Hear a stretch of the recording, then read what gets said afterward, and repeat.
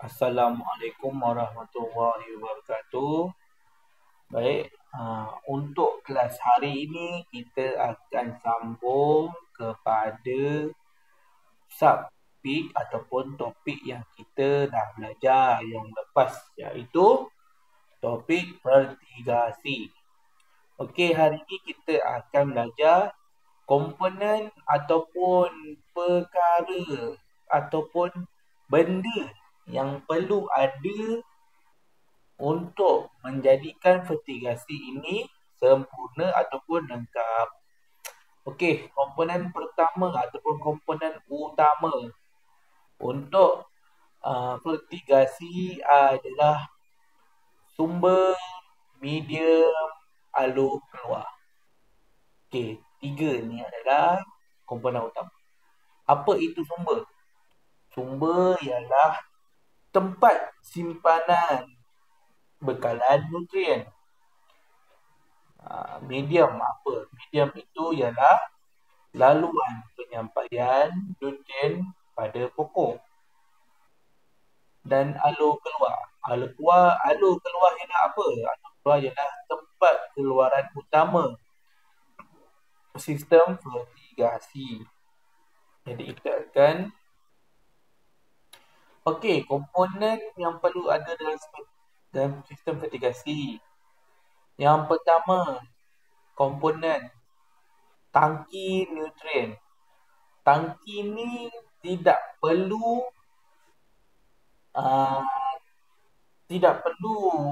yang besar untuk kita lakukan vertigasi. Ia perlu mengikut saiz dan keluasan vertigasi yang kita hendak buat. Jika lebih luas ataupun lebih besar tempat yang kita nak buat tu, jadi kita memerlukan tangki yang besar dan lebih banyak. Okey, tugas ataupun fungsi tangki ni adalah apa?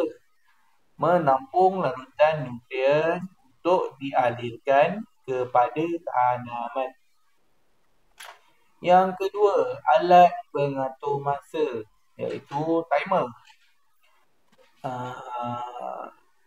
Barang ini adalah sangat penting untuk kita setkan masa pada waktu tertentu mengikut jadual untuk kita alirkan air kepada tanaman.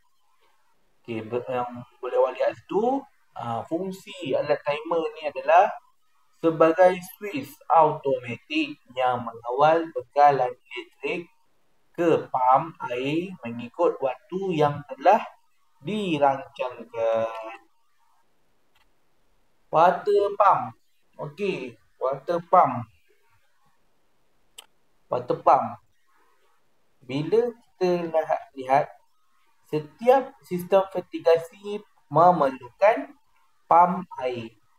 Okey, fungsi utama water pump ataupun pump ni adalah mengawal pengaliran nutrien dari tangki ke paip sekunder. Ni adalah daripada tangki besar tu kita pump air kepada paip utama. Yang keempat, penapis ataupun filter. Ini adalah bertujuan untuk menapis benda asing daripada memasuki pengairan sistem vertigasi. Kalau penapis ni tak ada,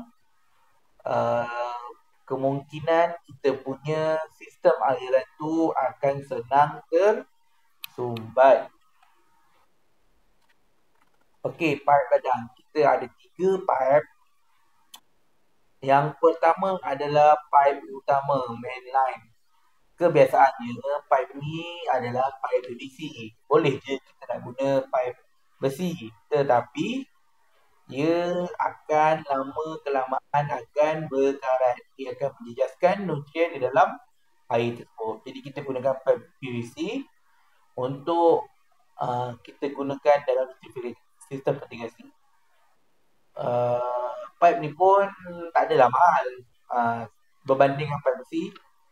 Okey, ukuran untuk pipe tersebut adalah 32 mm hingga ke 40 mm.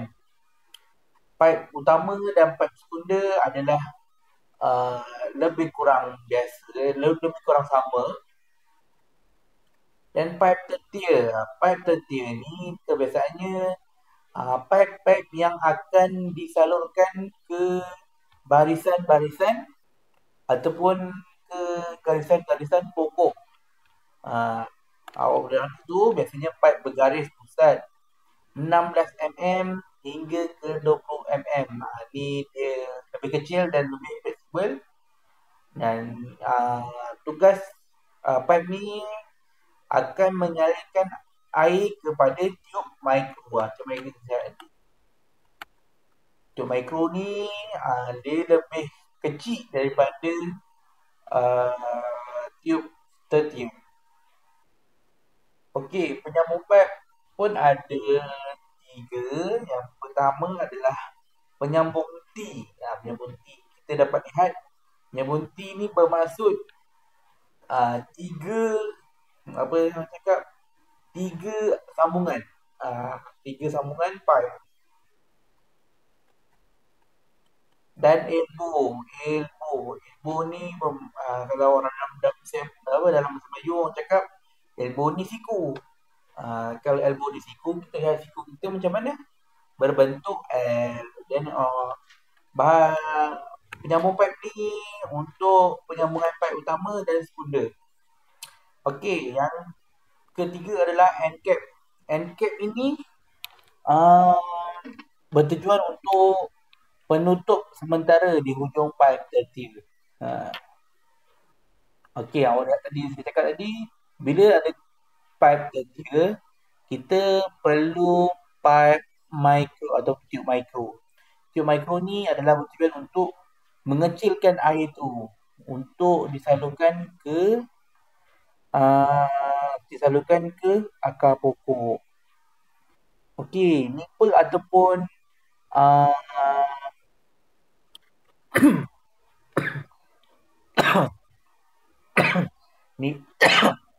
nipple ini dipasang pada pipe tertier dan menjadi penghubung ke tiub mikro. Okey, bila kat tiub mikro tu kita perlu tepuk sikit tiub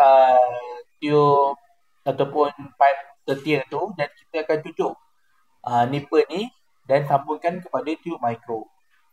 Dan penitis ni adalah dipasang di hujung tiub mikro untuk menitis larutan hidrogen ke media penanaman. Okey, bekalan elektrik. Seperti biasalah, elektrik akan membekalkan kuasa elektrik ke pam air, dan bekal elektrik sangat penting dalam aplikasi. Sumber air ni bila kita nak tanam sesuatu ataupun nak tanam pokok, nak tanam apa-apa, kita gunakan sumber air. pH yang sesuai adalah 5.5 hingga 6.5. pH ni, apa maksud pH? pH ni adalah ukuran ataupun pekatnya sesuatu baja tersebut. Nilai pH, alkali dan asid ni adakah nilai asid tu lebih tinggi ataupun nilai alkali tu lebih tinggi. Keperluan asas. Okey, tangki larutan baja. Okey, tangki ni seperti awak lihat, tangki ni yang awal tadi kita dapat, kalau semakin besar satu tanaman tu, semakin besarlah tangki yang diperlukan. Tanaman, media tanaman. Kokopit, serkam padi, mempit moss. Kebiasaannya, kalau tempat saya belajar dulu, kami gunakan kokopit kerana ia satu lagi murah, dan satu lagi ia dapat digunakan semula untuk penanaman yang seterusnya. Biji benih ni perlulah kita pilih biji benih yang berkualiti dan uh, senanglah untuk uh, kita jaga daripada penyakit. Okey, alat pengukur seperti yang saya cakap tadi, alat mengukur asid di dalam sesuatu air ataupun air nutrien lah. Adakah ia okey atau tidak? Okey. Uh, Pemilihan jenis varian tanaman. Pemilihan jenis tanaman perlu sesuai dengan persekitaran kawasan seperti suhu, kelembapan udara dan tahap pengurusan. Okey, jika sesuatu tempat tu panas, kita perlu uh, consider, apa orang cakap dalam bahasa Melayu consider, kita perlu perhatikan semula. Adakah sesuai tempat panas kita nak tanam fertigasi pokok strawberry? Adakah sesuai? Adakah ia akan menjadi? Kebiasaannya tempat panas ia akan tidak menjadi, tetapi kita perlukan uh, penjagaan yang lebih efisien untuk menjadikan pokok tu menjadi. Okey, pengairan sistem percikan. Ini seperti yang awak dapat lihat. Biasanya kita lihat sistem pengairan percikan ni disembur untuk pokok-pokok yang lebih cakap apa, lebih rendah lah, tak terlalu banyak dan tak terlalu padat yang dia punya satu tempat. Okey, ini contoh penelitian. Jadi tiup tu disalurkan dan penitis tu dicocok dalam kokpit. Okey. Sampai di sini saja untuk kelas hari ini.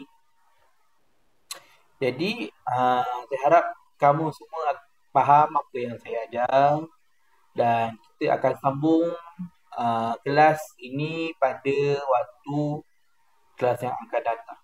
Okey, sekian, terima kasih. Assalamualaikum.